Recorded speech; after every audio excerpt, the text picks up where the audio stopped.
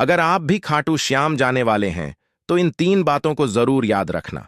कहा जाता है खाटू श्याम धाम केवल एक यात्रा नहीं, एक अनुभव है।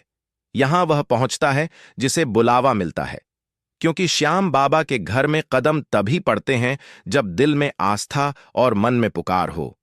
राजस्थान के सीकर जिले में बसे इस धाम में रोज हजारों श्रद्धालु आते हैं, किसी की मनोकामना पूरी होने के लिए, किसी का दर्द कम होने के लिए, और कोई सिर्फ बाबा के दर्शन मात्र के लिए।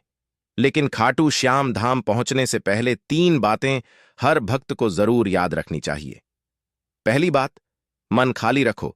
झोला नहीं श्याम बाबा से मांगने से पहले मन लेकर पहुंचो। यहां सोना चांदी नहीं मांगा जाता, बल्कि टूटे हुए दिल, रुके हुए कर्म और थकी हुई उम्मीदें लेकर आया जाता है। कई भक्त कहते हैं हम तो बस चुपचाप खड़े थे, मांगा भी नहीं, और बाबा ने सब दे दिया। यही खाटू श्याम की कृपा का पहला संकेत है।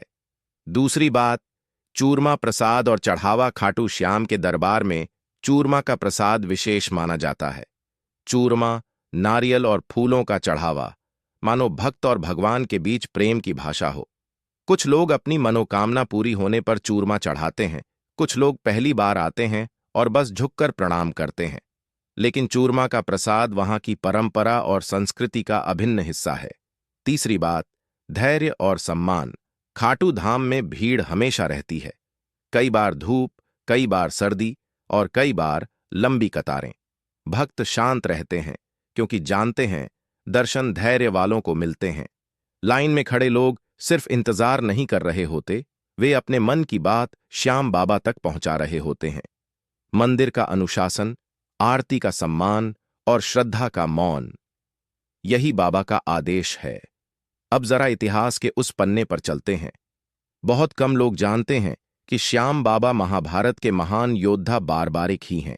बारबारिक इतना शक्तिशाली था कि अकेले पूरी महाभारत युद्ध की दिशा बदल सकता था। लेकिन कृष्ण जानते थे कि धर्म की जीत केवल शक्ति से नहीं, नीति से होती है। और तब हुआ इतिहास का सबसे बड़ा त्याग। बारबारिक ने अपना शीश दान में दे दिया। कृष्ण ने कहा, कलयुग में तुम श्याम नाम से पूजे जाओगे, और जो भी तुम्हें पुकारेगा उसकी पीड़ा तुम दूर करोगे। यही बारबारिक आज खाटू श्याम के नाम से माने जाते हैं, और यही कारण है कि भक्त उन्हें हारे का सहारा कहते हैं।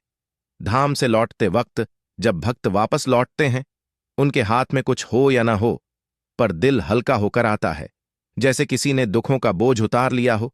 और यहीं समझ आता है कि खाटू धाम यात्रा नहीं, जीवन का विश्राम है, जहां मन थकता नहीं, बस झुकता है। तो अगर आप भी खाटू श्याम जाने वाले हैं, इन 3 बातों को जरूर याद रखना। मन खाली रखो, प्रसाद श्रद्धा से चढ़ाओ और धैर्य को साथ लेकर जाओ। श्याम बाबा बुलाते हैं।